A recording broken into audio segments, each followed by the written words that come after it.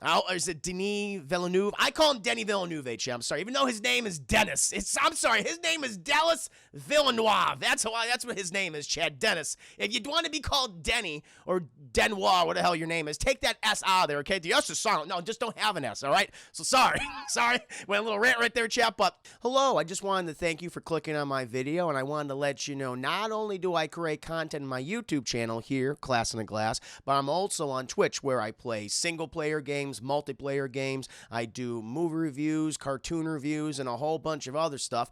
Also, it would be a big help if you can check out my Patreon, where you can gain access to audio commentaries, reactions, and the ability to submit questions for my podcasts and videocasts. And all that content can be found in the links below. In the meantime, enjoy the video. Welcome to Stream. In case I missed you before, we are going to be asking Patreon questions. They are answering Patreon questions. These are sent to me by my Tier 4 subscribers, chat. And again, thank you so much for subscribing to my Patreon. I really do appreciate it. Just as a reminder, just to let you guys know, I did launch my Patreon earlier this month, and I got a whole bunch of cool stuff on it, chat. Oh, boy, do I. I have various tiers in which you can subscribe to, chat, so no matter what tier, you're going to get something. I have a $2, $5, $10. Also got a sneaky little $15 tier, chat. Pretty good. Also, I have various commentaries for Batman the Animated Series, Sonic the Hedgehog up right now. There you go, chat. Star Wars The Clone Wars, The Thing, John Carpenter's The Thing, 1982 version. Cowboy Bebop, Die Hard, chat. Obviously, more animated episodes. Those are the primary animated series I'm concentrating on right now, chat. Batman the Animated Series, Cowboy Bebop, and Star Wars The Clone Wars. But I also have commentaries up there for Troll 2, Raiders of the Lost Ark, chat, Alien, and Batman 1989. So I have some good stuff on there. Thank you, J. Cos. Welcome to stream. Bar was the Travis to Anthem's Old Yeller. Yup. Most certainly was. M. Xavier, good to see you. Juicy, that's my name.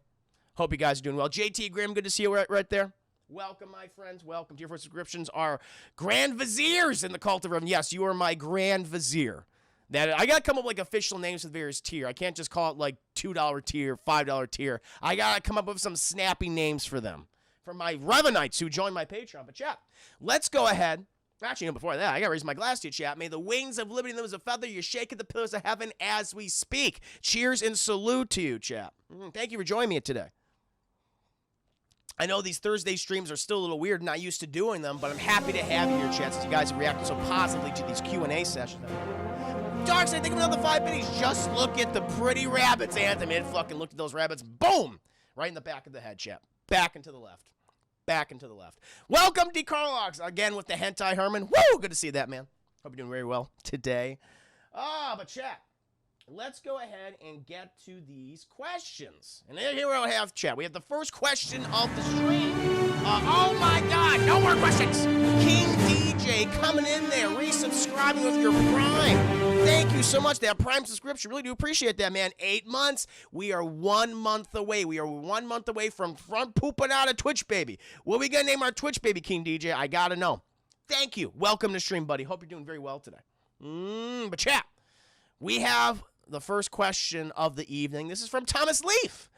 These are questions that he had from last week, chat, but I wasn't able to get to them before. Now we can get to them here. And his first question is this, chat. Disney wants to reboot. This is a hypothetical question, chat. Disney wants to reboot one of the Star Wars trilogies. You get to pick which one. Do they reboot episode 1 through 3, 4 through 6, or 7 through 9? Now, chat, my instant reaction went 1 through 3. But, chat, and obviously, not the original trilogy. The original trilogy is perfect, chat. I love the original trilogy. That's great. I watched that many times throughout the year. But my gut instinct said the prequels. But I had to stop myself, chat, because I'm like, I don't know. Because, not because of the films themselves, chat, because I think the films themselves are quite bad. I don't think they're good movies. However, the ancillary materials, chat, stuff like Star Wars: The Clone Wars, which I'm currently doing commentaries for on my Patreon right now, chat, just watched in general, they've added a lot of context to that era of Star Wars. Other ancillary materials as well, chat, whether it be the comics or the books, I mean, really anything. That, like, there's a lot of good stuff there. And I appreciate it for that. I appreciate that era now because of those ancillary materials. Where I look at the sequel trilogy, I look at The Force Awakens, which I do enjoy. I really like The Force Awakens. I thought it laid down a great foundation for what the future could have been. But I really disliked Episode 8, The Last Jedi. I didn't really like The Last Jedi, and I disliked Rise of Skywalker. And so, and I really haven't seen, here's the thing, Chad, here's the big caveat. I haven't really seen a lot of interesting ancillary material that has come out of the sequel trilogy so far, Chad. No, really, I know they did that Resistance show. I tried to check it out. I'm like, I did not like the animation. I was just kind of bored by it. I watched like a couple episodes, like, yeah, it's just not for me. And outside of that, I've read some of the books that take place in between Return of the Jedi and The Force Awakens, but again, I don't count that. I'm talking about the specific trilogy itself.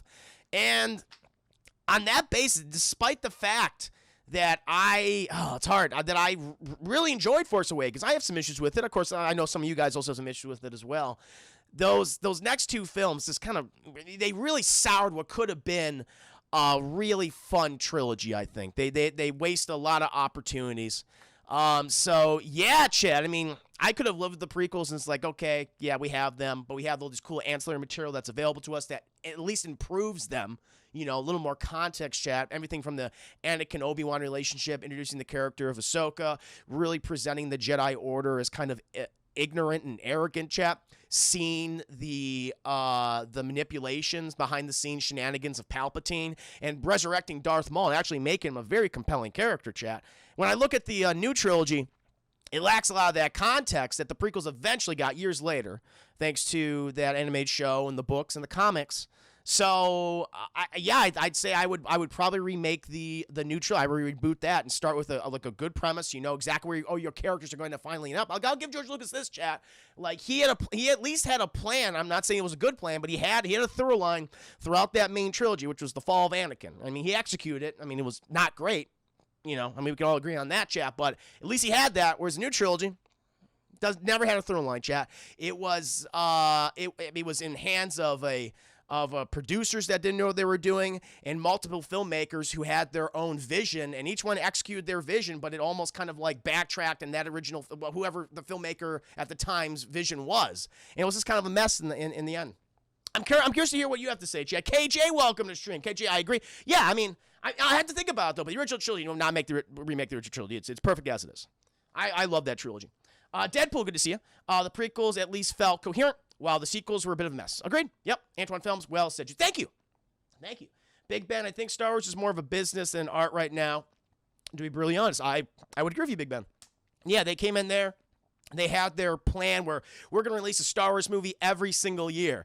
And it proved not to be very effective because they just didn't really have a lot of good ideas, to do. They had all these filmmakers they wanted to get, and they have fired more filmmakers than they've had actually direct movies at this point.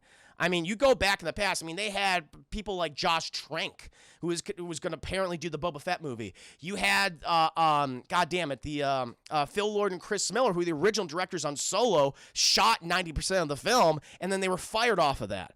I mean, it is a mess, and there was some really bad behind-the-scenes shenanigans going on, which I imagine we'll learn more about as the years go on, chat. This stuff always comes out eventually. It always comes out. NDAs, expire, chat. Big Ben, what bothers me most is that Kathleen Kennedy is not a bad producer. She helped make films like Schindler's List and No, I agree. It's like, no, she's had an absolutely incredible career. I agree with that. Like, I don't think she's a bad producer, but I don't know. I think having her be the creative head of a brand was a mistake. I think that might have been it. Maybe, she wasn't able to execute the vision that she wanted for Star Wars because she's just not very familiar with it. I think it was perhaps it was a mistake to just have her there in the first place. Thank you, Doug, for the 5 biddies. They should have stuck with one director for all three. I agree. Just execute a single filmmaker's vision, instead of just going back and like, no, and canceling it out. It's like, no. Actually, this is what it really is supposed to be. Because then it's like, wait, what? Yeah, exactly. Just didn't work. I'm curious to hear what the rest of you guys. Let's do the holiday special, J. Cuz. Yes. Yeah, so I think a lot of us seem to be in agreement right here. Darkslayer, aside from the midichlorians, I don't mind the EU. No, and the EU did a lot of stuff. That added more context to the prequels. Agreed. Absolutely agree. And the original trilogy as well, even the stuff that came afterwards. Yeah. So, yeah, we're pretty much all agreeing with that. So, again, Thomas Lee, very good question. This is his second question, chat. Again, related to film. I'm curious about this one, chat. He asks, who is the better auteur right now? And this is very subjective. Taika Waititi, Christopher Nolan, or Denis Villeneuve? Or is it Denis Villeneuve? I call him Denis Villeneuve, chat. I'm sorry, even though his name is Dennis. I'm sorry, his name is Dallas Villeneuve. That's what his name is, Chad. Dennis. If you want to be called Denny or Denoir, what the hell your name is, take that S out of there, okay? The S is silent. No, just don't have an S, all right? So sorry. Sorry. Went a little rant right there, chat. But the question again is, who's better auteur, Taika Waititi, Christopher Nolan, or Denis Villeneuve? And my choice would be this is my logic, chat, that I went with. I would pick Taika Waititi because he seems to have found a really good balance of both being very appealing to different types of audiences and also working on different types of movies within multiple genres and always making a consistent profit. He appeases the critics, chat, and he appeases the mass audiences. Example, some of his comedies, What We Do in the Shadows, the Wilder People, most recently Jojo Rabbit, chat. Like critical and commercial successes, chat, relatively low budget, and they made a hell of a profit, chat, and also being acclaimed for the most part. I know Jojo Rabbit got somewhat mixed reviews. I mean, it's won a fucking Oscar, though, which I think it deserved to, chat. I thought that was a great film. But he makes those kind of films that really work well.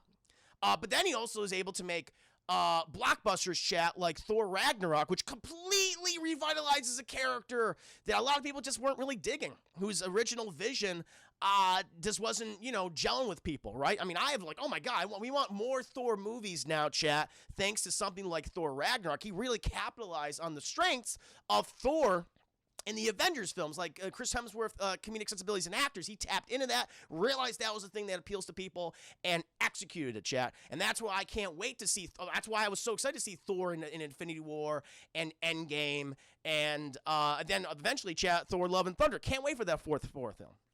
And the reason why I wouldn't pick someone like Christopher Nolan, and this is subjective, is honestly, chat, I really haven't liked a Christopher Nolan film since Inception. I really enjoyed Inception.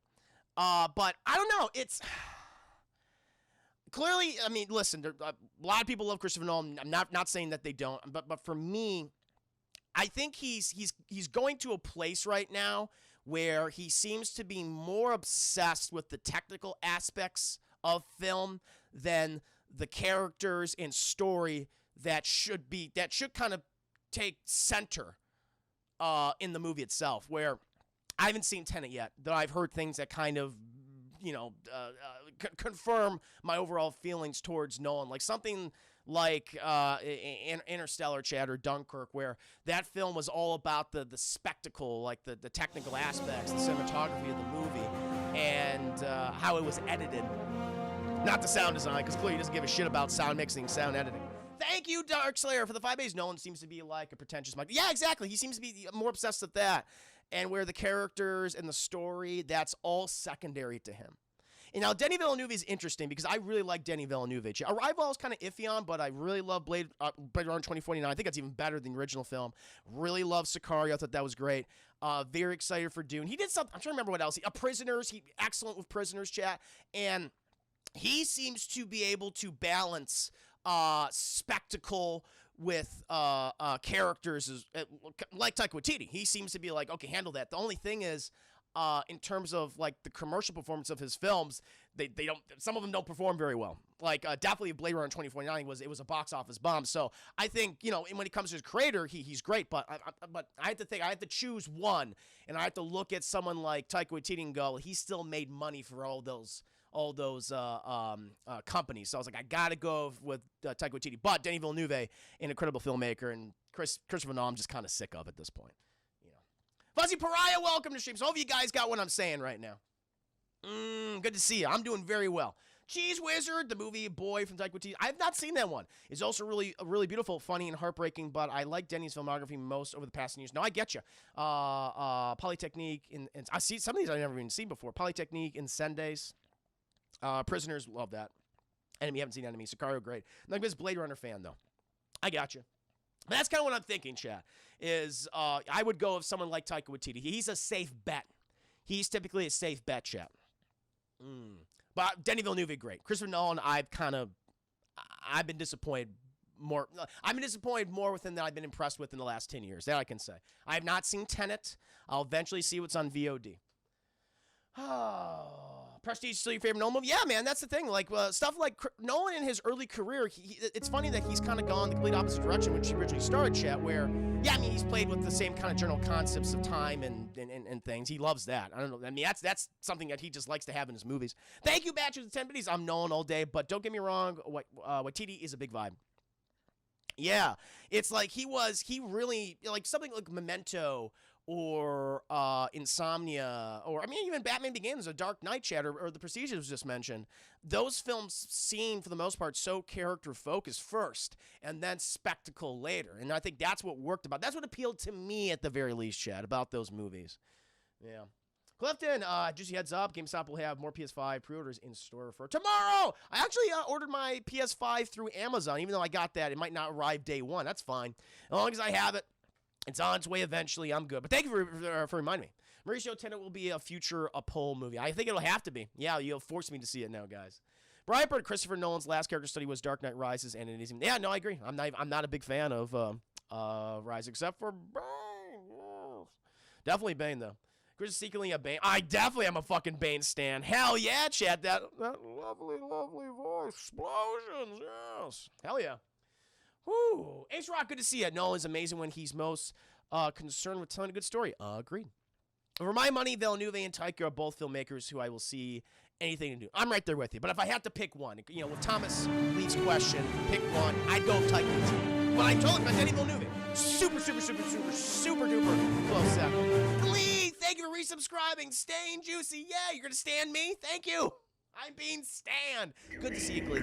Welcome to the stream. Ryan, Glee, another 250 donations. It's good to see you, too. I always appreciate seeing some people coming in the show. I'm glad you guys have been liking it so far. I like this kind of conversational back and forth. Gonna go ahead and see what else you guys have been saying before. What else you guys talking about? Brandon Cousins, exactly. Nolan's gotten away from well-written characters in recent memory. Yep. Agreed, Brando. Ace Rock, Christopher Nolan seems to be more in love with his filmmaking than his films themselves. Yes. The idea of film. Deadpool, Nolan kind of becoming like George Lucas. Yeah, man, he really is. He's more accepted to technology. Agreed.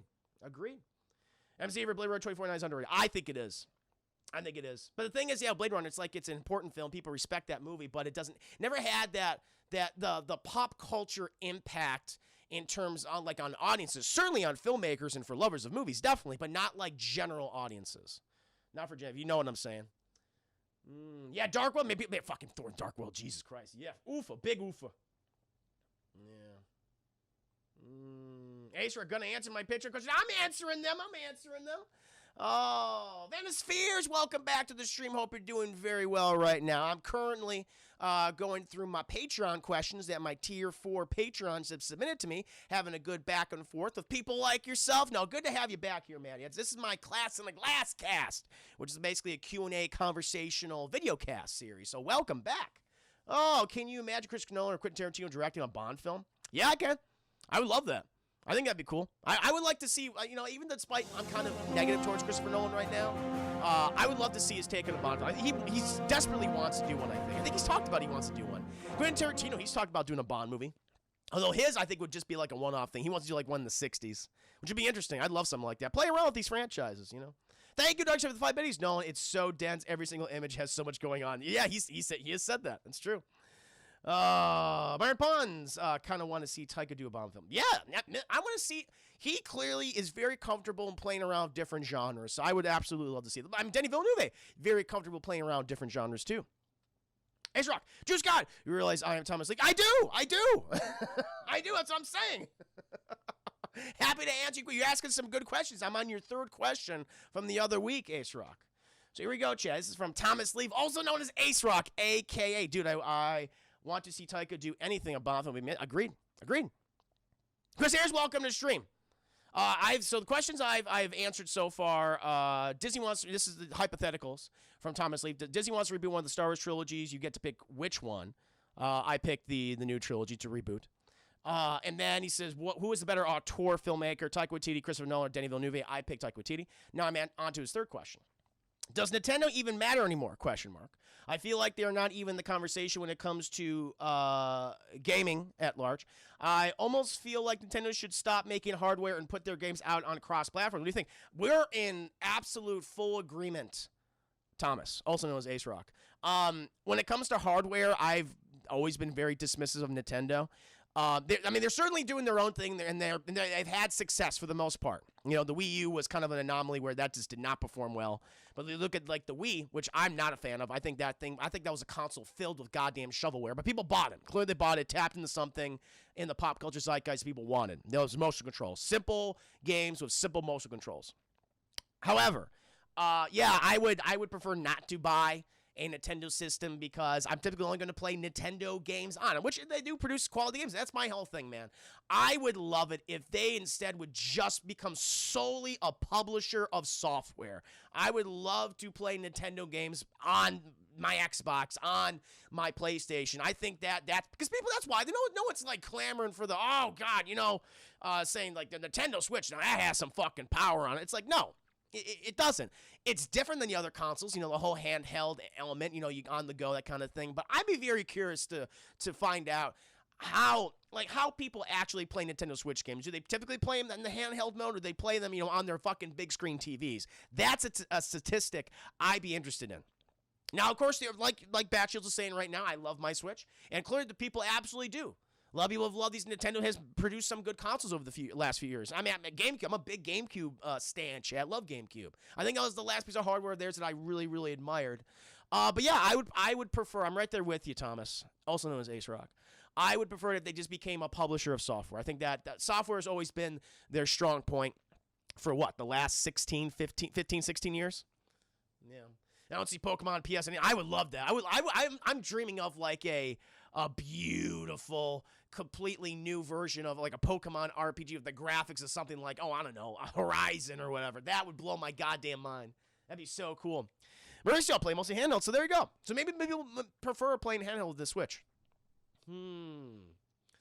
Ace Rock was afraid this question would draw a lot of flag. Not for me, man. Not for me. I know some people might disagree, but I've been saying that for years. Man, it's fierce. Oh, that dude who did Knives Out last year would make a wicked Bond director. Yeah, that'd be cool. I could definitely see Ryan Johnson doing a Bond film. Yeah. Mauricio, play mostly handheld. Batshield, thank you for the 10 biddies. We'll get the Emmy Master before that happens. No, I agree. I mean, they're going to... the thing is, Nintendo Switch is a success for them. Typically, a lot of console manufacturers, they never make a profit on the console. PS4 might have made a profit, not a big one. We absolutely made a fucking profit, and I think the Switch might have. I'm not sure. Typically, all these publishers make money through the software, not the hardware. But yeah, for me, I would prefer if Nintendo was just a straight publisher of games. I think that is definitely their strong suit. So good question, Thomas. I have some more questions from you later on. But that was Thomas's questions that I wasn't able to answer last week, chat. Now we can move on to John Early's questions, chat. This is Brightburn. In the chat. John Early, question 1, talking about the Batman animated stuff, chat, which I'm a huge fan of. And again, I'm doing commentaries for on my Patreon. And he's probably been listening to my commentary. So thank you again, John. Question 1, I don't know if you've seen Batman Mission of the Batwoman. I have. But I've heard some behind-the-scene bits of it.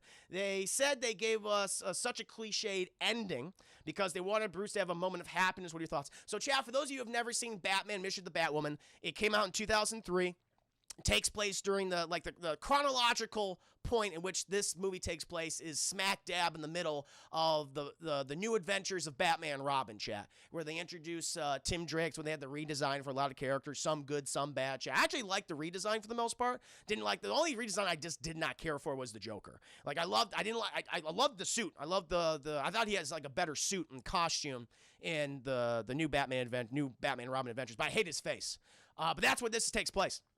And context, chat, Batwoman is a new character who's introduced in the movie. It's actually several people who play Batwoman, chat. And the main person who is kind of like the main Batwoman who kind of gets all the other women to, take on the mantle of Batwoman, Kathy, she is the daughter of a criminal, of a mafioso, if you will, chat. And at the end of the movie, they defeat her father. Father's like, I'm sorry, I'm a crime lord. And she goes, don't worry about it, Dad. We'll work this out. And her and Bruce kind of drive out into the sunset, just like kissing. And they did give it a happy ending. My whole thing is, though, it never lasts with Bruce. Clearly, though, I mean, he wants to be in a relationship, but because of his lifestyle, because of how fucking paranoid he is, I mean, you've seen this time and time and time again. His relationships just never work out because he can never stop being Batman. Chad, he's too fucking obsessed. He's too paranoid. You know, that will always be first in his life, and everything else is second. And we see the results of that, which sadly, chat, like Batman, Bruce in the DCAU, he has a very sad ending. You know, when you think about it, where when we finally meet him in Batman Beyond, he's old. A lot of his family hate him now. Alfred's long dead. Barbara and him have a tumultuous relationship, to say the very least. Cole, chat. I mean, Tim wants nothing to do with him anymore. Dick Grayson despises him. And the rest of, his friends in Gotham and Lucius Fox, all these other people have all died. You know, and the families have just kind of cut themselves off from him. So, I mean, when Terry comes into life, it's the one positive thing. But even then, it's weird and it's complicated. Yeah. I hate his face. I do. I mean, the Joker. I love that's the one thing you're focusing on. The Joker's face was weird. They had those, like, the black eyes and the white pupils. They combined them, funny enough, in Batman Beyond Return the Joker, chat, where they had the suit from the new Batman and Robin Adventures, but the face from the original TV series, the original animated show, which was a great combination. Sir, maybe welcome to stream. Joker's face lost detail. Yeah, those lips were gone. Poor choice. Yeah, but yeah, that's how I would answer that question. I think it was, it was weird, but I understand why they did it, even though we know that it eventually led to nothing. She just went, okay, you're fucking weird, and she just left him. Went on to a better life, probably. Good for her. Good for Kathy, chat. Good for Kathy. Voice actor. What was the voice actor for that? It was the person who voiced Ashley Kimberly Brooks, chat. It voiced Ashley in the Mass Effect series. She was the racist. She was the racist you can romance in the first game. This is question 2 from John Early, chat. Brightburn. For some reason, the one scene in It's a Wonderful Life, talking about the old Jimmy Stewart, chat, the classic 1950s holiday feature. Thank you, Dogs, for the 5 biddies. He never learned to balance his life, so obsessed with fighting crime. Yep, exactly. And that's what led to him just being completely alone in his golden years. And they were not golden, chat. They lost their luster pretty goddamn quick for Bruce. This is question 2 from Generally. For some reason, the one scene in It's a Wonderful Life that stands out to me was Jimmy Stewart yelling, I said I wish I'd never been born, because we've all had days like that. What are your thoughts on that scene? It's a Wonderful Life as a whole. Wonderful Life as a whole, fantastic film, one of Jimmy Stewart's absolute best movies. And I liked that the film, despite being, it's a 1950s, kind of like family comedy drama. I like that they went that dark with it, where he's just like, I know, if I just wasn't alive, if I was just fucking dead in the goddamn gutter, my whole family would be better off. But as we learn, Chaz, while we watch the film, he realizes that if he was absent from his family's life, his family would be even worse off. All these people who know him would be worse off, Chad. And I kind of like that the film, that's what the film is. It showcases, no, you are important. You don't think you are, but you are. And he goes through this film realizing, this is kind of this beautiful moment. So I love that it has that one thought, that super negative thought, and it's to show to the character and to the audience, is like, no, you do matter and you do have an impact. Don't think that way. So I think it's very positive. I think it's a great movie. I absolutely think it's a great movie. Ronnie, welcome to stream. Everyone, how are you? How are all of you great people doing tonight? I'm doing very well, Ronnie. Hope you are doing well as well. Good to have you here. But good question, man. If you've never seen It's a Wonderful Life, chat, highly recommend checking it out, especially during the holiday season, November, December. Well worth it, chat. I watched it every few years. It's very, very good. Very, very good. Good question, John Early. This is John Early's third question, chat. I know you're not a big fan of the CW Supergirl. I haven't seen enough of it, but I think it's okay. I think it's all right. But do you ultimately think Supergirl being canceled is a good thing? That's right, Jay. It was announced this week that Supergirl Season 6 on the CW will be its last season, chat. And he says, it's a good thing. We've never expected these series of TV shows to last as long as something like Smallville did. Okay, so I don't have enough. I can't say that I dislike the show. I've seen some episodes. It's like, yeah, not really, the writing's not all that great. I will say that I forget the actress who plays Supergirl, who plays, was it Cora? What the hell's her name, chat? Kara Zor-El. Kara, I think she's good. I like her. She's got a lot of spunk, chat. She has the personality that you would expect for Supergirl. She does a good job. I think she's underserved, like a lot of actors who are in these shows, in these CW shows, are underserved by the writing and sometimes the direction. I don't even blame the actors. I think she does a good job of the episodes that I have seen. Now, to answer the other part of your question, I mean, honestly, longer never equals better. There is this perception out there by people, what other medium you might consume, whether it be films or television or cartoons or video games, that longer always equals better. And I just completely disagree with that. Sometimes shorter is better. Sometimes you don't want something to be overly long because it just feels like, okay, you're just kind of spinning your wheels at this point. It's filled with, for video games, it's like you're filled with busy work. It's like, okay, you can finally end this, and to the point where you start to resent it. That's what happens when something I think is too long and it's not doing anything innovative. And you start to resent it, you start to brush it off. I mean, a perfect case in point, more recently, is the Walking Dead TV series, which is going into its 11th season, 12th season or something. They have all of these spin-offs, and listen, clearly popular show, people are still watching it, and because of all these spin-offs are doing, but there is that audience that has built up just this resentment towards this thing that they're like, oh my God, they're doing another season. Oh my God, they're doing another spinoff. And that's because you're doing the same thing over and over. That's a big problem with the Walking Dead comics as well. You're doing the same thing over and over and over again. People just get sick of it. So, I mean, that's why something like Breaking Bad will always be positively to remember, because it had its 5 seasons and it's done. Yes, they had its spinoffs, but thankfully those spinoffs have been incredibly well liked, whether it be Better Call Saul or El Camino. And same with the length of movies. Sometimes short. Sometimes you only need an hour and a half. Sometimes you only need 2 hours. Some films don't need to be 3+ hours to get to the goddamn point. Sometimes if you realize, like, oh shit, I could tell this story with a very short screen time, then it's perfect. Yeah. Oh, crazy welcome to the stream. Hope you're doing very well. Walking is currently in its 12th season. So maybe, okay, you're talking to Dark Slayer. Batchels, the Arrowverse is great at bringing people back seasons down. That's true. Yeah, they always did the crossovers in Legend of Tomorrow. I mean, they always seem to have an event going on. So, I mean, I'm sure she'll be featured in other shows. I know that they're going to be doing the Superman show. I forget the guy. I always forget his name. But the guy they have playing Superman on that series is what I want in the movies. He's great. He's the son. Weird fact chat. He plays the son in that Road to Perdition movie with Tom Hanks.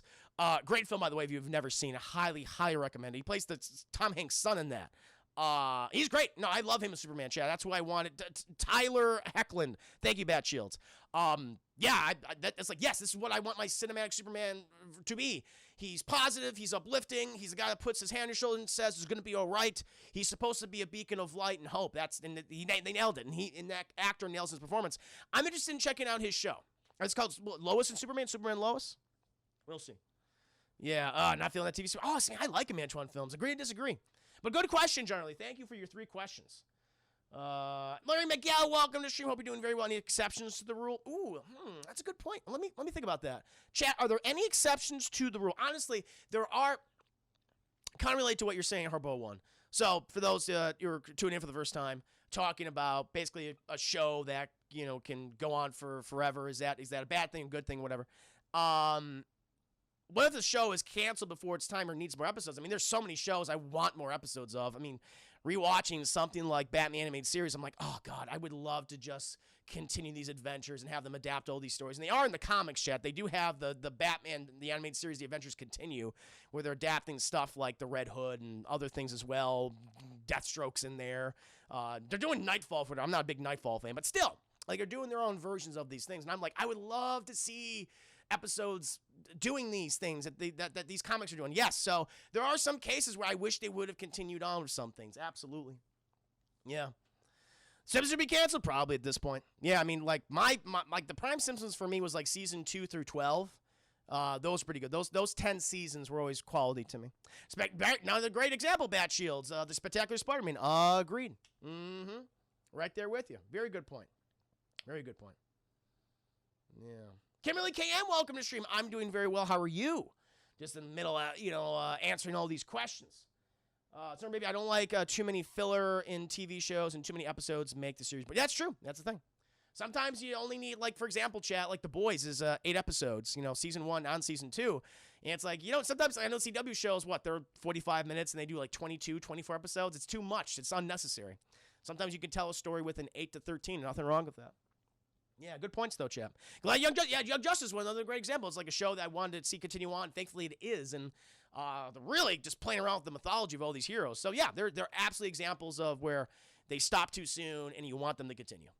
Absolutely, Jeff. Okay, so now, chat, we're back with Thomas Leaf.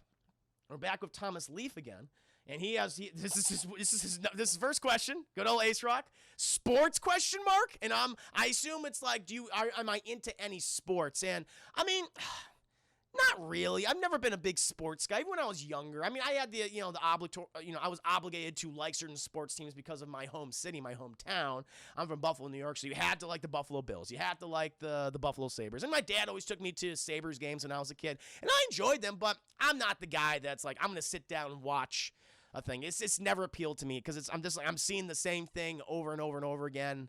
I don't know. I don't know. I don't know. Even though I could, people say, but you watch the same movies over and over and over again. It's like, that's very true. You got me there. It's just something about it. It just never appealed to me. I played some sports when I was a kid, Little League. I enjoyed playing Little League baseball, but yeah, it's just not my thing. The sports ball, chat, the hand egg, the rubber puck game. Do I watch Super Bowl? No. What I do is I watch the commercials after they've already aired. That's what I do. It's like, what were the best commercials? And I do the compilation. I was like, ha! And that's it. And I'll wait till next year. So, yeah, I really don't. Yeah, I don't know. This never interests me. Like, athletes have never really interested me unless they become actors. That's different then. Ingenuity, welcome to stream. It's just Captain. So, I don't know. So, you guys having your own conversation. I watch the occasional football, baseball, mainly MMA, and wrestling. Deadpool, I always enjoyed baseball. I'm not a big fan, but I can't sit and watch, enjoy it. Gotcha. Brando, Juicy, do you have a favorite sports movie? Now, that's a good point. Now, even though I'm not a big sports, live watching fan, there are a number of sports films I actually really enjoy. I mean, I've reviewed some of them on this channel, chat. Rocky, I think Rocky's amazing. Well, most of the series is great. Boxing movies, for whatever reason, just really appeal to me. There's something about them, chat. There's a lot of good boxing movies. I mean, Raging Bull, amazing. Rocky. I mean, the only Rocky I dislike, chat, is 5. All the rest of the films are either amazing, like, oh my God, his performances are incredible, the writing's great, the way they film the fights are really, really, they're shot really well. Or they're just super fun and dumb, like Rocky 4, chat. I mean, I absolutely love it. Drago! Just fucking screaming, like going to goddamn Russia and just screaming into the air, Drago! I mean, you love it, chat. And then what they done with Creed, especially the first Creed. Now, the Creed 2 it's lost opportunity for some degree, chat, especially what they did with Victor Drago. They needed more context of that. I think they just rushed that. But the first Creed is fantastic. And Sylvester Stallone, he's great in all of them. He's great in all of them. Even 5. The movie itself is just not good. Nia Brownie, hey Christopher, hey Nia Brownie, good to see you. Hope you're doing very well. The Sandlot, oh, there's other ones. Yeah, there's so many. The Sandlot, Slapshot, which is a great hockey movie, chat. Mighty Ducks is fun. I like the first Mighty Ducks. Oh, I'm trying to think of some other ones. The Fighter with Christian Bale and Mark Wahlberg, directed by David O. Russell. That's a great movie. I'm trying to think what else. I mean, there's so many. So maybe I watch wrestling and baseball. Oh, you stopped watching wrestling and baseball years ago? Or basketball, excuse me, basketball. Yeah, Crazy Mighty Ducks is great. I never saw the replacements. The Goon is actually really fun. Yeah, with Sean William Scott. Very fun movie. Are we talking sports? We're talking sports ball night, Brian. People, I was asked by Thomas Leaf, also known as Ace Rock in the chat. Sports, question mark. And I assumed, do I watch sports? But I do watch sports movies. So we got some new ones. Cool Runnings. I'm not a big Cool Runnings fan. Coach Carter's good. Air Bud, chat. The Air Bud series. Not only did he play basketball, chat, but he played football. And the original dog died. And then they got him playing, soccer? I think soccer was next, and the sister took over, and then it was baseball, which is like, all right, it's a little ridiculous now. Baseball. And then, I don't know if he didn't know the sport after that, but then he had puppies, and the puppies somehow attained the ability to speak English, chat. Humans speak in American, and they went on adventures, and they saved the universe. I'm like, what the fuck? Wow, Jesus Christ. What the genes in this dog are incredibly special, chat. Breed that fucking dog. Should have had more puppies. It's nuts. Paradise Kitten, welcome to stream. Good to see you. So, yeah, absolutely Air Bud, chat. Air Bud #1. $1 Million Baby, great movie. Yep. Mm-hmm. Very good. Basketball, chat. Basketball by Matt Stone, Trey Parker, another fucking classic. Joanna Man, nah. I'm not a big fan of Corey Coleman's sports ball movie debut in that one.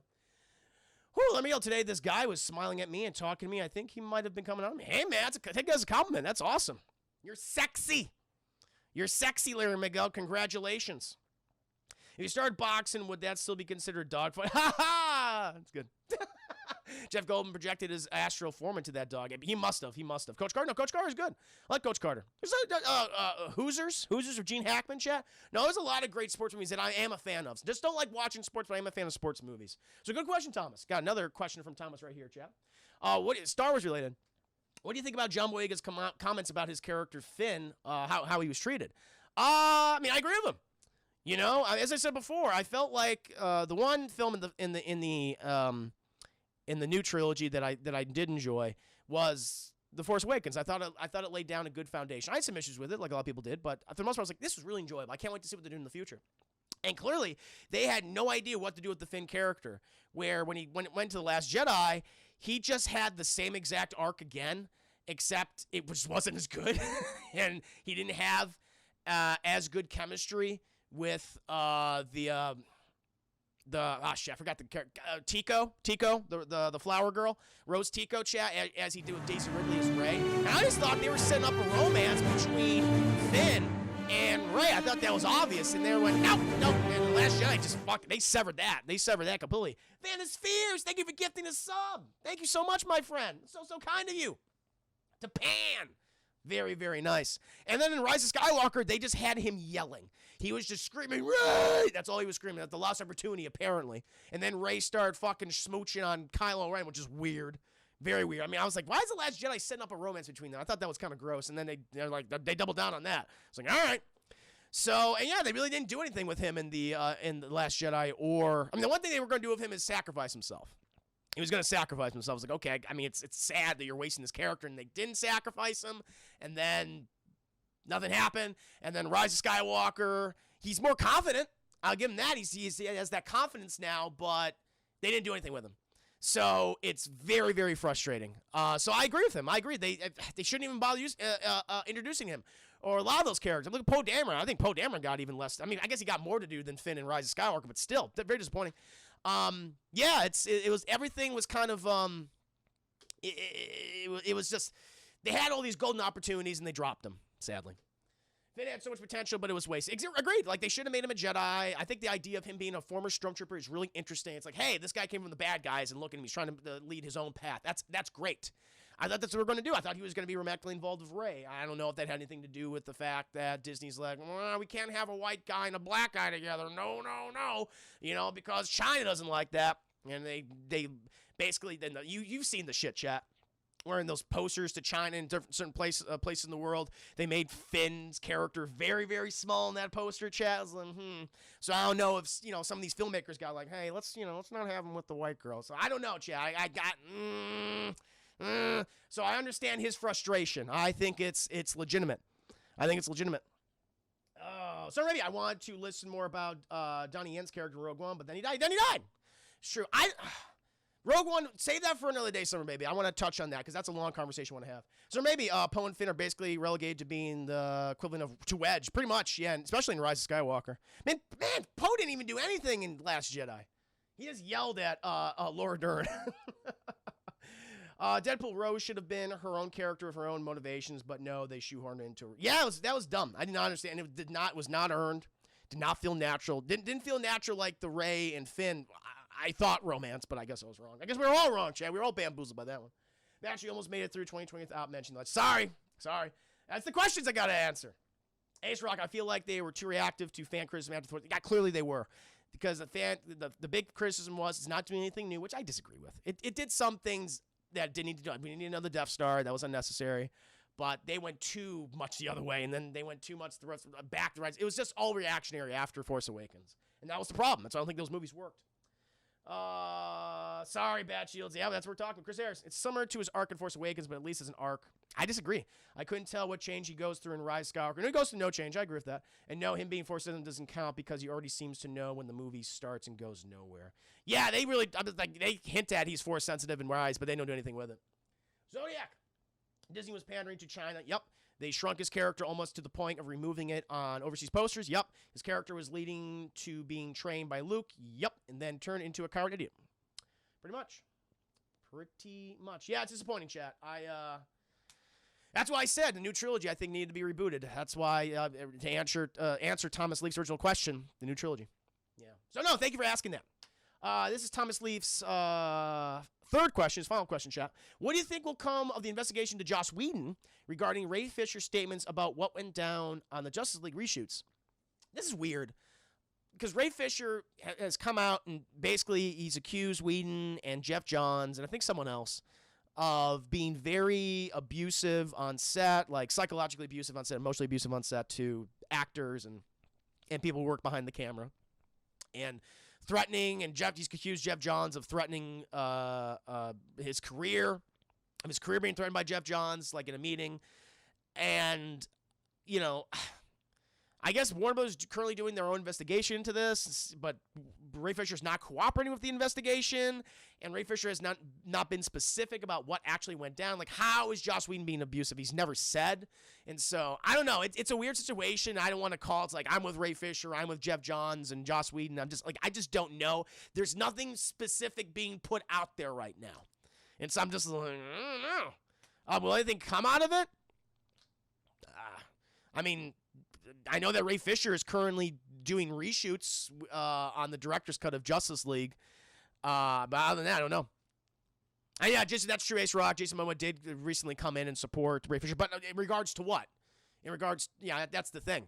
It's like, okay, you're supporting his complaints, but he's not being specific, much like Ray Fisher. So it's up in the air, really. Ace Rock, I heard about it being abusive. The allegations themselves were never really... Yeah, there's no details. Like, I don't know. I need context. We need context, guys. We haven't gotten context in any capacity. John Berg, that's it. Thank you, Chris Harris. John Berger ran DC films with Jeff Johns until Justice League flopped. That's right. The only thing I've ever liked about Star Wars were the games. There are a lot of good games, Ingenuity. A lot of good games. So, I like Rogue One, but there were so many characters introduced, but we didn't get to know them all. That's true. Vanispheres, totally agree with you. I'm talking about this all the time. Sequel trilogy proved that they had no long-term plan. Yup. Absolutely. Ace Rock Episode 9 is a shot-for-shot recreation of A New Hope. Episode 10 is a shot-for-shot refutation of Empire. Yeah, I agree there. Yeah, I mean, it definitely refutes The Last Jedi. Which, again, it's a problem. They shouldn't have done that. Like, I know that, you know, when The Last Jedi came out, I was one of those people that was like, I don't like this movie. I explained why. But if you're going to do the sequel, you don't do the next movie and refute everything that happened before. You take that movie and you say, what can I make work from that film? And you carry that over. You carry that plot line through. That's what you do, okay? And you don't just completely negate everything that happened. That's a huge mistake, and that's something that they should not have done. They should have made the stuff in Last Jedi work in the next movie. But again, they didn't know what they were doing. Sadly. Oh, exactly. So maybe you nailed it. We have to wait and see. That's what we have to wait and see, chap. Yeah, I don't want to say either way because I just don't have the deets. Don't have the details. But good question, by the way. Thank you for bringing that up. I know it's been brought up in passing before in different podcasts, and we talked about it very briefly on streams. But yeah, it's kind of my general feelings at the moment. Now we're moving on to JT Asmussen's chat. JT Grimm Dresden's questions right now. And again, Thomas Lee, again, generally, thank you for all your questions. Crusaders, it's like when you're running a marathon, you don't like how the other guy ran their lap, so instead of taking the baton and running forward, tell a metaphor, you take it and run backwards an entire lap and then run forwards to run another lap to try and fix. Yeah, pretty much. Yeah, exactly. I agree with that. That's a good statement. JT Musin, if this is his first question, chap. If you could pick one cloud gaming service, actually very relevant. If you could pick one cloud gaming service to delete off the face of the universe, chat, not just the earth, the fucking universe, chat, which one would it be? Stadia, xCloud, or Game Pass, chat? Amazon Luna, which was just announced. We know this was in development before, but Amazon Luna was officially kind of announced today, Chad's Amazon streaming service. Or whatever Sony comes out with. I mean, Sony does not seem interested, so we'll take Sony off the board right now. So it's between Stadia, xCloud, and Amazon. In regards to Amazon Luna, I don't know a lot about it. I know that there's 100 games available right now, and it costs $5.99 to subscribe to the service, and you get those 100 games, and you're able to download on various things, PC, that kind of thing. I don't know what else they're going to eventually do. Maybe other Amazon devices, I'm not sure. In regards to Game Pass, that's the one I'm most familiar with, and Xbox seems to be like, this is the fucking future for us. The big announcements they've made in the last few weeks, chat, the deal they made with EA, people forget now they're all about Bethesda, but the EA deal, all EA games, boom, on Game Pass, day one. Pretty incredible. Now Bethesda announcing that all Bethesda games on Game Pass, day one, new releases. I'm like, okay. When that announcement came in, chat, I was like, all right. I was going to wait to buy an Xbox now, but with that announcement, all right, I'm going to get it, because that's a lot of content, chat. And I know Game Pass is going to go up in price. People would say, oh, no, it's not. It will. But at the same time, it's like, in hindsight, the amount of money I'm going to be able to save with that thing, all for it. Stadia, I think, is a fucking mess. I've said it before, the fact that, it doesn't really all that well, and you buy the games digitally, and it's not like it's not an actual streaming service. So I think Stadia, they fucked up from the beginning. They were the test case. Like, all the people were like looking at them and going, yep, don't do what Stadia did. No, Google had no business getting into the video game industry. Completely made a fool of themselves. And they still do. They consistently do. I imagine Xbox going to show them, like, this is how you do it. Amazon, we'll see. It's just too early yet with Amazon. But yeah, Stadia is the one I would get. Get the hell out of here. Get the hell out of here. Yeah, so Sony has PS Now, but I don't think that's kind of the same level as something like Game Pass. Yeah. Anyway, chap, good question, JT. So my pick would be Stadia. This is question 2 from JT Asmussen. Take a quick drink, chat. Thirsty. Doing a lot of talking today. That's good. All right. Second question. Regardless of hype for next-gen consoles, do you feel like the bridge consoles of the previous generation, PS Pro, Xbox One X and S, have lessened the impact of the next gen? I don't know. The proof will be in like how well these consoles sell at the end of the day. Like in the first 6 months, what are the numbers? That's the one thing. Then I'll know. By that point, like at this point, I don't know. People maybe there was a sense of that at this point. But now, with all this hype surrounding the PS5 and all those new games are coming to the PS5, what's being promised in 2021, people are excited about that. You had all the PS5 pre-order fiasco, and then you had a similar thing with the Xbox dehumidifier fiasco, trying to pre-order that thing. So people seem to be excited about them. PlayStation and Xbox are playing similar games, but they're going different directions. So I'm interested to see how it will, play out. But let's wait like the first 6 months to a year to see just how well these things are going to sell. There's a lot of outlying factors right now in the ether, chat. Everything to do with the pandemic and just the general state of the world, in our country in particular. So I don't know. I want to wait on that. We'll see what the impact will be. But it's a good question. It's a good point. I know that, kind of to your point, JT, people were accidentally ordering the Xbox One X, thinking that it was the Xbox Series X. Microsoft, whoever your team is in charge of naming, fire them. They fucked up with the names. Absolutely terrible. They way overcomplicated. Honestly, chat, like the origins of it was with the Xbox 360. They just should have called it the Xbox 2 and did the PlayStation thing. And the fact that they didn't do that, they completely fucked it up. Yeah, they should have just went with the Xbox 2, the Xbox One should have been called the Xbox 3, and this next Xbox called the Xbox 4. Maybe like in their mind and went, well, it's the PlayStation's higher than us technically with their numbers, so people are gonna think that we're like lesser. I don't know what their ideas were. That's what they can think of. Zodiac, most of these people set up bots buying hundreds right away to scalp them later. I have no sympathies for them. There you go. That's Zodiac Curse's opinion, chap. Yeah. Darkslayer should have went with their code names. Oh, yeah, I don't remember the code names. Imagine they were better than what they're saying that the names of the consoles are now. Terrible. Terrible. Chris Ayers and Ace Rock are just having a discussion about Star Wars in the chat going back and forth. All right, I'm going to let you guys do it. That's on you. And this is JT's final question, chat, his third question. Least favorite sandwich. JT, this is hard. I like a lot of sandwiches, Chet. I'm a big sandwich guy. I've cut down on my sandwich intake this year because I'm just not eating a lot of bread. I'm not eating a lot of bread anymore. Because, the excess calories, Chet. But a sandwich that I dislike, I mean, really depends on what's on it, man. Like, is there like I love all sorts of cold cuts, Chet. Turkey, roast beef, ham, pastrami. I'll even eat liverwurst, Chad. That's the kind of guy I am. I mean, I love my cold cuts. Like, various cheeses. But a sandwich I hate? Not even hate, but one I'm just like, I can go without it because I think there's a better version of this type of food, Chad. I don't hate it. But it's like I wouldn't normally buy it or get it or order it. Tuna fish. I prefer, sashimi or sushi tuna, chat. I mean, you get it in the can and you put it on the bread. It's like, But it's a high mercury intake. High mercury, chat. So I guess tuna. Not that I hate it. It's just like, it's the one I would never get. So I guess it's least favorite. But whatever happened, I mean, I'd still eat it, Tuna sandwiches can burn hell. There you go. Vanisphere says tuna. So we're kind of in agreement right there. That's kind of cool. Steve, Juicy, you need that bread to maintain the juice. I know. I got to soak up the juice, and I start getting swollen, chat, and I got to put the bread inside of me so the juice goes inside the bread. You're right. Meatball subs. No, there's so many good sandwiches, chat. Steve, a veggie sandwich. Fuck that. I like veggies. Nothing wrong with a good old veggie sandwich. Another good like eggplant. Good egg. Eggplant. Eggplant sandwich, chat, with mozzarella and cheddar cheese, Gouda, eggplant, of course, roasted. Red peppers, chat. I don't like the green. I like the sweet peppers. So let's get the red peppers. Let's get the yellow peppers. Let's get the orange peppers on there. Cheese, as I said before. And Thousand Island dressing, chat. Not Russian dressing, okay? Thousand Island dressing, chat. That's some good shit right there. Mushrooms, too. Saute some mushrooms, chat. Chop a nice onion in there. So you get the olive oil. You got the mushrooms. You got the sweet onions in there, chat. You got the garlic in there. And you lay that on top. It's all button. It's so good. I'm a big sandwich guy, Chase. You can obviously tell. Yes. But yeah, that's my answer.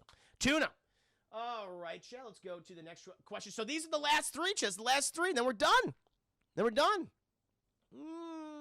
I like Reuben sandwiches. Reubens are good. Bad Shields. Oh, you guys, my dispensary needs new strain. This is from Josh. This is from Seventh Facade himself, also known as Mr. Herbert. You recently another Star Wars question. You guys love the Star Wars. You recently teased your pitch for the Star Wars prequels.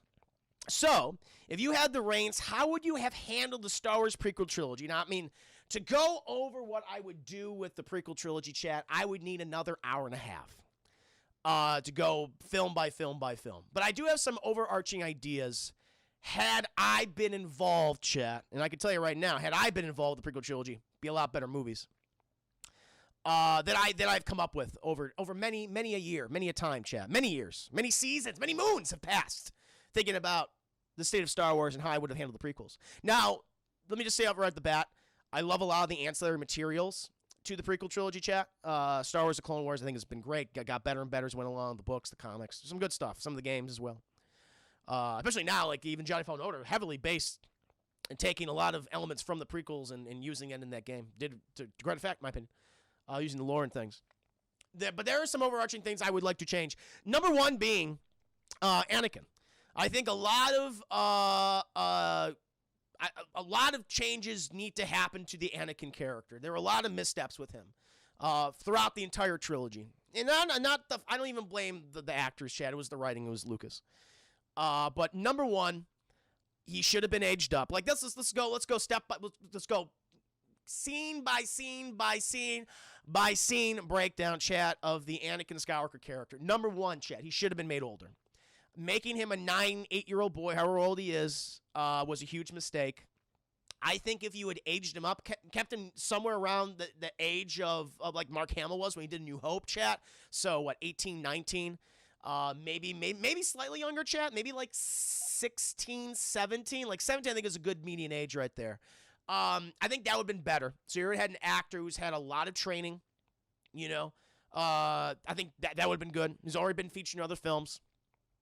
Second thing. So you already have a mature actor, a relatively mature actor, chat. He doesn't need to look fucking 45, but someone like the age of what Tom Holland was when he did Spider-Man, okay? Like that. And he can hold his own with and he can hold his own with someone like Ewan McGregor or Ian McDermott, something like that. Second thing, I would have really doubled down on him being a slave. I would have made the fact that he was a slave had a huge impact on his perception of people, of the galaxy, and its effects on his personality. I think they should have done that, because had they done that, that would have laid the groundwork to his eventual fall to the dark side. He has such fucking rage inside of him. It's like, I'm a fucking slave on this desert planet. I hate this, and there's nothing I can do. That's what he wants, Jed. He wants it's funny. Thank you, Darkseid, for the 5 days. Make him a sex. Let's not do that. Let's not have him be a 17-year-old sex slave. Let's not do that. But like, have that, and that's like he has this rage, like, I'm a slave, and then the Jedi come. And he's like, oh, the Jedi. But then in the way chat, he has to adhere to their rules, their laws. So he's still not free. So he still rebels, chat. So rebellion comes naturally to him. So certain people tune in on that, Palpatine, and offer him all these things. Is like, yeah, he's a slave. It's terrible what they did. And the Jedi, Anakin, you should live the life that you want to live. And he's like, yeah, I should. He's like, yeah. I'm sorry that you have to be a part of this order. And you have that manipulator in there to mess with him. So that's number one, chat. I mean, cast an older actor. It's turning into an Anakin Skywalker discussion. But so much of the prequels, the reason why they don't work is because of the Anakin character, at least the trilogy. So you have that, chat. You have an older actor. You double down on the impact of being a slave. The other thing, chat, is the other big crux of the trilogy should be Anakin and Obi-Wan's relationship, chat. When you think of New Hope, and you have Alec Guinness as Ben Kenobi reminiscing about the Clone Wars and about Anakin Skywalker and how he remembered him, he was the greatest star pilot in the galaxy, a Jedi, and the last thing he says, Chad, the very last thing that's on his mind, and he was a very good friend. We never saw that in the prequel trilogy. One, the big misstep of Phantom Menace, Chad, is that Anakin and Obi-Wan barely have any screen time together. It's shocking, the lack of any development between them. I mean, even Qui-Gon Jinn, he just kind of passes him off on Obi-Wan. Could you fucking train the kid? And he's dead. He's dead, Chad, because Darth Maul's standing in the tummy. And Obi-Wan's just like, he's guilted into it. He didn't even want to do it, Chad. And in Attack of the Clones, you never get a sense of that love, of that camaraderie, chat, whether it be a brother relationship or a father-son relationship. None of that's there. And by the time we get to fucking Revenge of the Sith, when Obi-Wan, after he's cut, when he goes like, I have the high ground, and Anakin's like, don't underestimate my power. And he fucking flips, gets his goddamn legs cut off, arms cut off. He's like, you should have underestimated. Listen, you overestimated your power, Anakin. And you have Obi-Wan going, Anakin, I love you. You're like a brother to me. It's just like, that was never earned.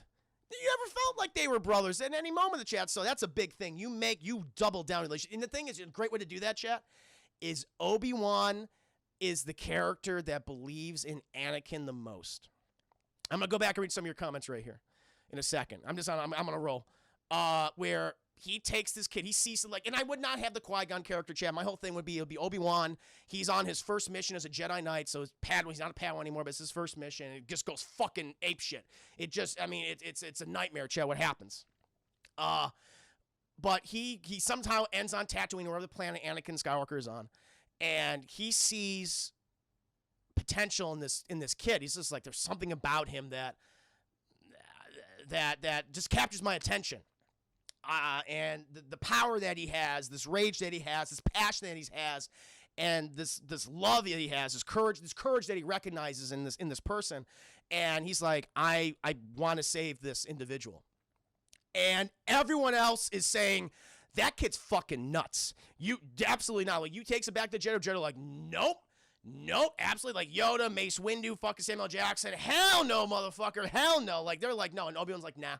Like, honestly, a lot of Qui-Gon's character elements should have been in Obi-Wan, chat. Like, I don't know why they just didn't combine Obi-Wan and Qui-Gon into one character. Would have made more sense. But that's what would have been really important. That's why Anakin had such affection for Obi-Wan. That's why they have that father-son dynamic, brother dynamic, chat. And that's why Anakin's eventual betrayal to Obi-Wan is so fucking tragic. That's what it should be. And instead of just kind of be like, all right, I guess we're obligated for him to betray Obi-Wan at this point. These are some of the things. Let me go ahead and read some of your feedback right now, chat. Sorry I went on a big, long fucking spiel. Anyway, Anakin kills more. Anakin is going to kill more kids. What else you guys are saying? Rewrite killing off Darth Maul episode. No, I agree. I have a whole idea for Darth Maul and Count Dooku. Crazy also making it less creepy when he gets with Natalie Portman. Yup. Oh, yeah. So have them the same age. Have them the same age. Vanessa Fears, I would have liked it if Anakin and Obi-Wan were the same age and both raised. That would be interesting. That's good. That was kind of interesting, man. The same age.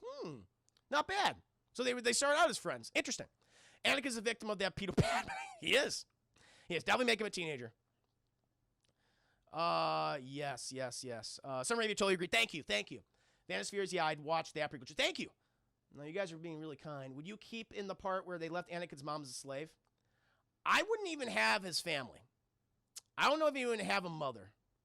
Because I think the whole, well, I'll address this in a second. Let's put a pin in that, Deadpool. We're going to put a pin in that. I'm going to come back to it. Joseph Gordon-Levitt as Anakin, that would have been good casting.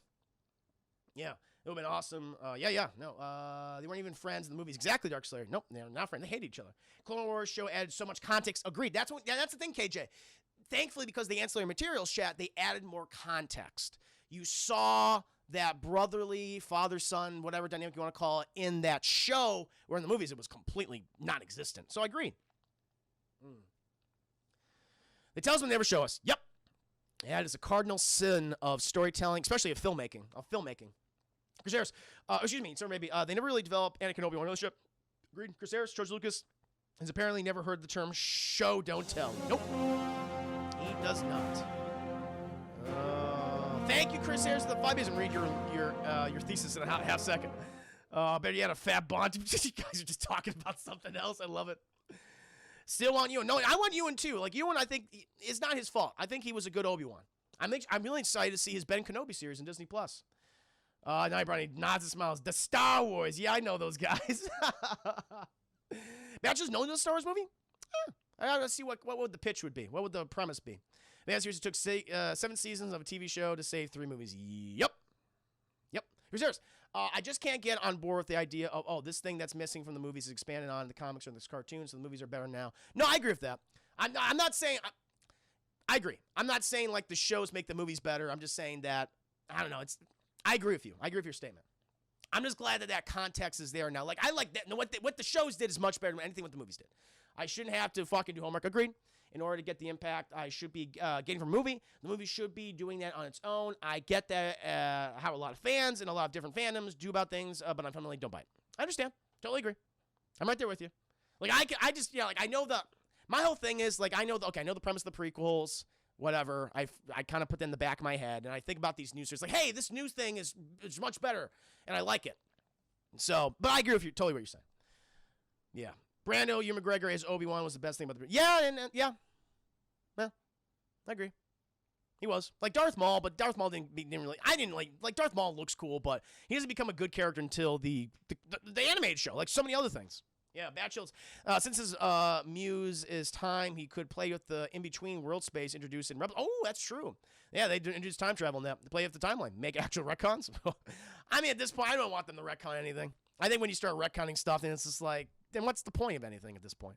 The answer is, I can get a fucking rant on recent FF games, including that awful 7... Final Fantasy. Oh, really? Oh, man, I like the remake a lot. I have to disagree. Hello there, D. Carlox. But Enrique, what was the comment before, chat? It was mentioned his mom, that's right.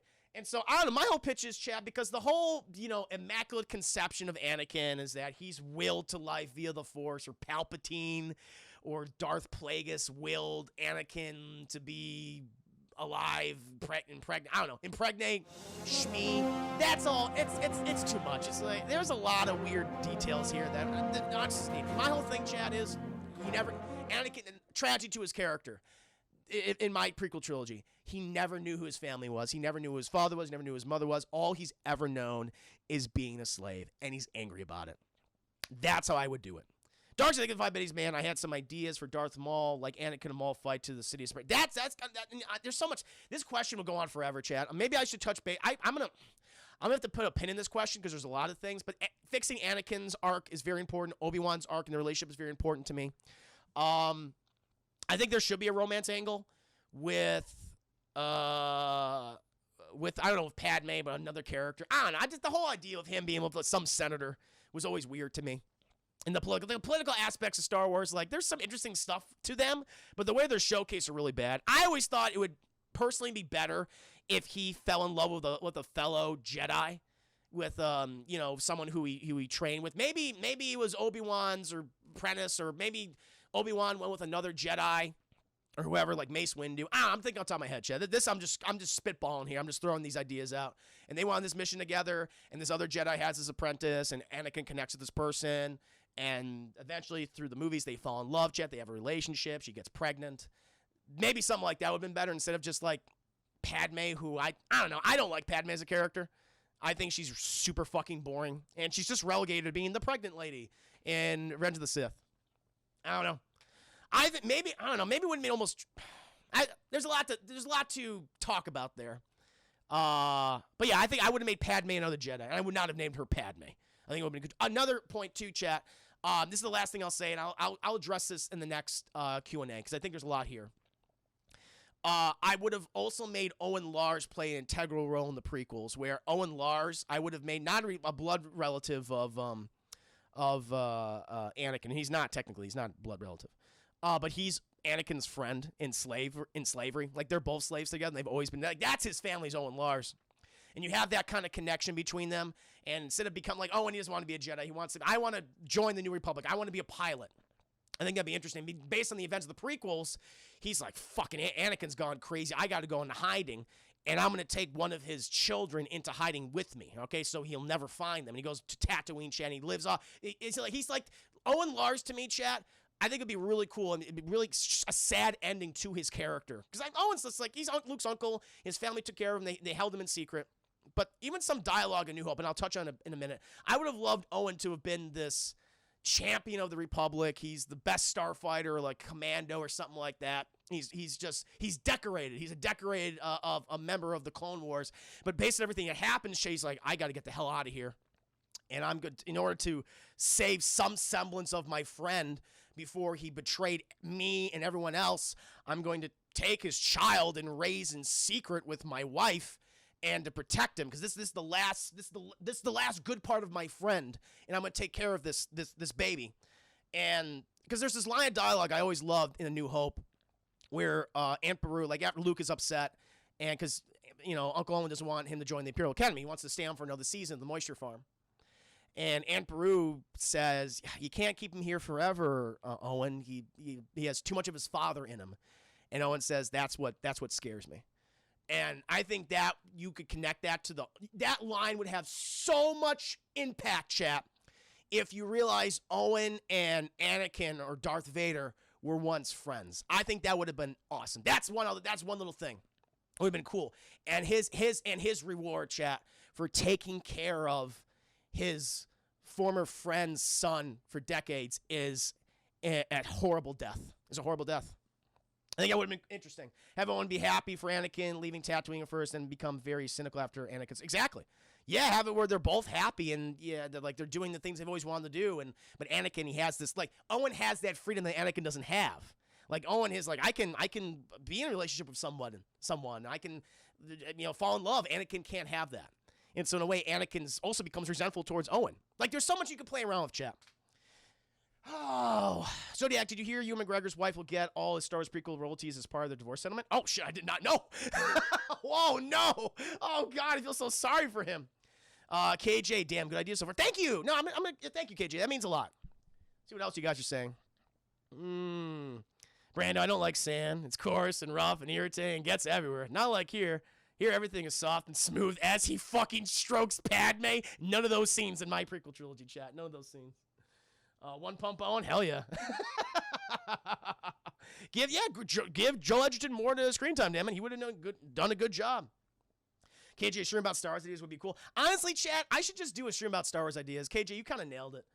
Yeah, I mean, there's so many other things I can talk about. Like, that's just some of my ideas for a prequel trilogy, chat. I have ideas for Darth Maul, Count Dooku, Emperor Palpatine, the Fets. Yeah, I got a lot. Do a Crave Roundtable stream, Chris? Maybe I should. Maybe I should do like a special stream. Yeah. Big Ben, much prefer the more three-dimensional stuff they added for Anakin, the U stuff, yeah, rather than whatever was going on in the prequels. All Obi-Wan, Ewan going to sign on that Obi-Wan series now. I mean, he's on it. He's on it now. They're going through creative. I don't know what the state of that series is. Crazy. Damn it, Lucas Hayden's a better actor. No, Hayden. The sad thing is, Chad, Hayden Christensen is a good actor. He is. I mean, have you ever seen what the fuck's it called? Oh shit, Broken Glass. What's that movie called, chat? Where he plays that reporter who lies constantly. God damn it. Oh, I'm hating my Shattered Glass. Thank you, Chris Harris. Watch it, Chad. If you have the people out there who say, "Oh, Hayden Christensen's terrible," he's not. Again, you can. I always say this: you can be the greatest actor in the world, Chad. You can. But if you're given a shit script and you're given bad direction, your performance is going to be shit. And that's what happened to Hayden Christensen. He's a good actor. He's been in good things. And Shattered Glass, he's amazing. And dude, check. And the same with Ewan McGregor. Ewan McGregor's a great actor. He's been in so many great things. One of my favorite movies last year, fucking Dr. Sleep, Chat. He was amazing in that. So, Glass in a Glass, Star Wars Return of the Juicy. That'll be the new title of the podcast. Maybe I should do a Star Wars podcast. Thank you, Doug, for the 5 biddies. So he's playing an average reporter today. I mean, he did in the movie. I mean, he played a reporter who was just, I get you. I got it. It took a bit, but I got it. Joey, I recommend checking out Linkera's reviews of the prequels. He had some interesting ideas. Hey, go ahead and post the link, Joey. David Madison, everyone. Good to see you, David. Welcome to stream. Yes. Harbor One Jumper wasn't bad due to Hayden. No, exactly. It was a dumb movie. It wasn't his fault. All right, chat. So I'm going to touch on that question again. I do have to get going like a minute. So we're going to see what other questions Josh asked. I might have to come back to these next time, chat, or maybe do a Star Wars discussion show. I don't know. I have a lot of ideas. This is just kind of like this overarching things what I do for episode 1. I haven't even talked about episode 2 or the Clone Wars, how I would make the Clone Wars happen in the first fucking movie. Thank you.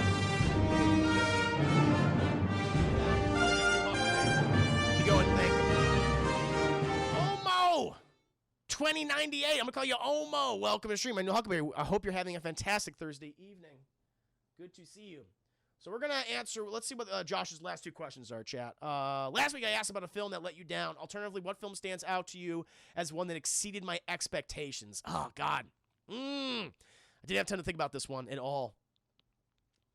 Exceeded my expectations. Shit.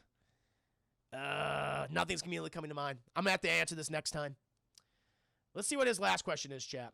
In an alternate universe where Dan Stevens does not exist, that's a horrible universe. But a biopic is being made about you. Who would you cast play yourself, and what would you choose as the title? Jack Rayner. Obviously, everyone fan casts him as me. So Jack Rayner, chat, played the boyfriend in Midsommar. Also the creepy boyfriend in Transformers 4. The one who's basically a pedophile. And also was in Sing Street, a wonderful coming-of-age film. Absolutely loved it, chat. The name of it? Life. It would be Life. I'll take them. Yeah, I know the fucking Eddie Murphy and Martin Lawrence film had that title too, but it would just be Life. Because their Sing Street's so good. It's so goddamn good. So if you guys never seen Sing Street before, please do yourself a favor. They'll make you fucking happy. You'll cry and you'll be happy at the end, Chad. It's a fucking feel-good movie. It's like, oh, yay! Live your dreams! Yes. Dan Stevens, you see him? Yeah, listen, man, going to biopics, you always cast someone who's far prettier than the actual person. Dem's the rules, chat. Oh, so like Jonah Hill probably kicking himself or wanted some money as Pattinson. Oh, yeah, it was supposed to be the Penguin. That's right. Yeah, instead of, I mean, probably. People said he was going for the Riddler, but I wouldn't be surprised if it was Penguin. He wouldn't have done a good job. It's too bad. It's too bad. Yeah, Juicy does not get impressed. I'm impressed. I'm impressed, Glee. I like that. Yeah, I like my biopic, but it's just called Life. Life of Herman. All right, Life of Herman, chat. And just the various tragedies that befall me. But yeah, I will answer. I want to continue with Josh's first question with stars because there's so much material I can talk about. And I'm going to think on the what film exceeded my expectations. There are many, I'm probably, but nothing's coming to mind immediately, chat. So I'm going to come prepared for the next one with that answer. Several answers, matter of fact. But yeah, chat, I do have to get going. I got to hit up to Austin because of 8-Bit Crumbs. We are recording tonight, chat, right after the movie review extravaganza. So I hope you enjoyed today's Q&A discussion, chat, with Class and a Glass Cast, chat. Pretty goddamn good name. I got to give Austin a credit for coming out with that, chat. It's a good name. Classic Glass Cast. I like it. Rolls off the tongue.